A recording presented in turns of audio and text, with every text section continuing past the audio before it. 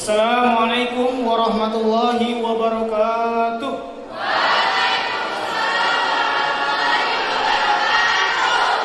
Bung Karno pernah mengguncang dunia dengan 10 pemuda. Di depan saya bukan lagi 10 pemuda, puluhan bahkan ratusan para pejuang pemuda-pemudi. Maka kita harus bisa menggoncangkan gedung DPRD. Assalamualaikum warahmatullahi wabarakatuh.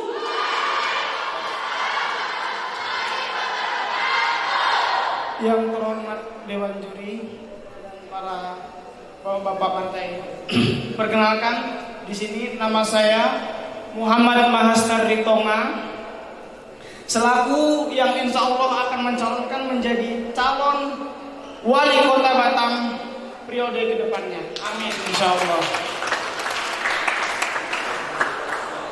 Di sini saya akan menyampaikan visi misinya saja langsung, dikarenakan panitia hanya memberikan waktu 8 menit buat saya berbicara. Jadi saya akan langsung menyampaikan visi dan misi saya. Visi saya yang pertama, visi saya adalah saya ingin memajukan kota Batam Bandar Madani ini menjadi Batam yang berkualitas global, memiliki fasilitas yang internasional. Untuk itu, saya memiliki misi-misi. 1978 presiden ketiga kita yang naik tahta dari wakilnya, yaitu B.J. Habibie, menginjakkan kaki di kota Batam sekaligus menjadi otorita Batam ketika itu.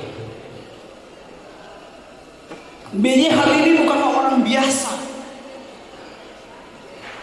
Walaupun dia meneruskan masa Orba dan terhenti di tahun pertama, namun ia dicintai di Eropa, dihargai di Eropa, dimainkan di Indonesia.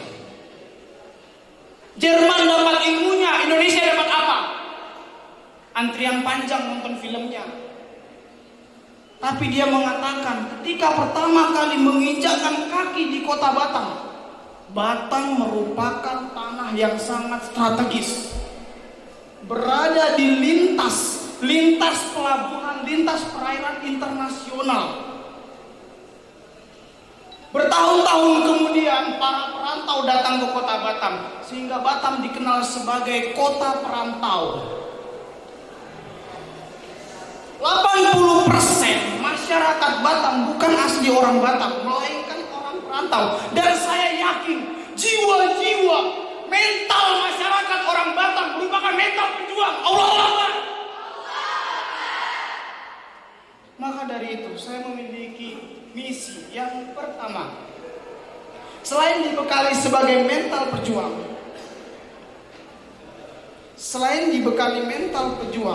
kita harus memiliki moral yang baik. Maka pertama kali misi saya adalah bisa menjadikan masyarakat Batam yang memiliki mental dan akhlak yang baik.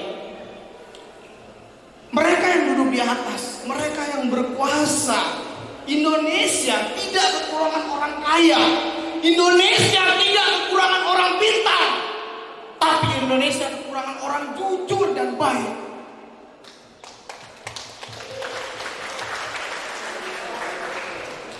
Indonesia kekurangan orang jujur dan baik. Maka yang ingin saya benahi pertama kali adalah para pendidik agar bisa mendidik calon generasi menjadi generasi yang baik dulu, yang jujur dulu, baru pintar. Mirisnya di Indonesia, guru, mohon maaf, ibu saya sendiri seorang guru, dan rata-rata orang tidak berebut menjadi guru, dan guru bukan sesuatu yang gengsi atau keren. Padahal mereka adalah calon-calon pendidik generasi bangsa. 2045 kita memasuki masa demografi di mana pemuda itu lebih banyak daripada orang tua. Pertanyaannya, pemuda macam apa yang akan disiapkan untuk bangsa ini jika para pendidiknya tidak merupakan orang-orang super yang berkualitas? Di Jepang, ketika Nagasaki dan Hiroshima dibombardir oleh Amerika Serikat, apa pertanyaan pertama? Berapa guru yang masih hidup? Berapa calon pendidik yang masih hidup dan akan memperjuangkan negara ini.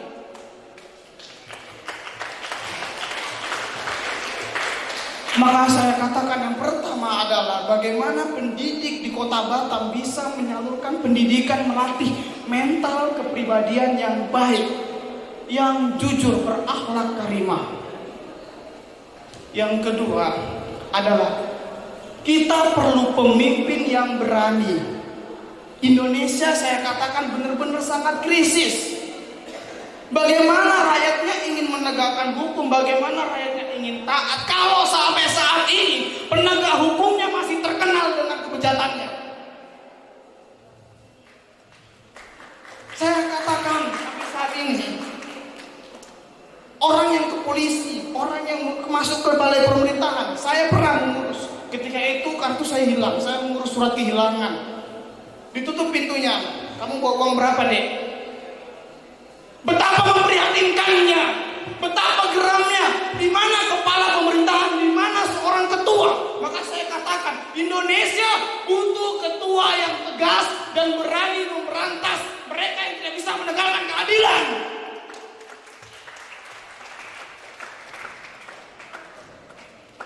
Yang ketiga, kita berada di jalur internasional. Negara samping kita negara Singapura yang sangat maju.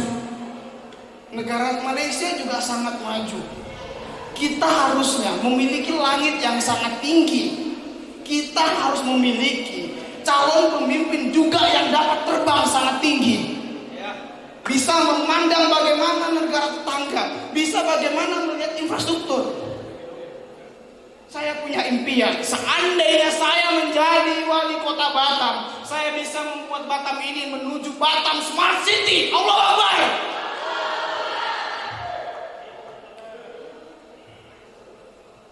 Alhamdulillah, Pak Rudi telah membuat banyak perubahan di Batam, mulai dari jalan yang dibesarkan, mulai dari perjalanan fasilitas pemerintahan yang sangat baik. Tapi perlu yang saya pikirkan, ketika jalan diperbesar, mengapa masih macet? Ketika jalan sudah mulai diperbesar, mengapa masih ada macet di daerah Tiban?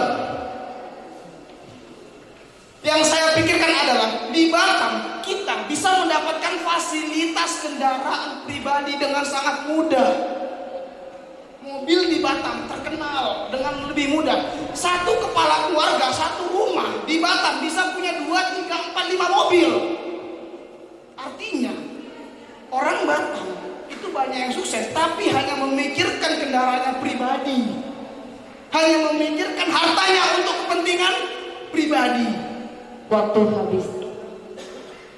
Terima kasih, saya tutup. 16 Agustus 1945, golongan muda dan golongan tua masih bertingkai dan menyebabkan Bung Karno dibuang ke Rangis Jenuh. Waktu habis.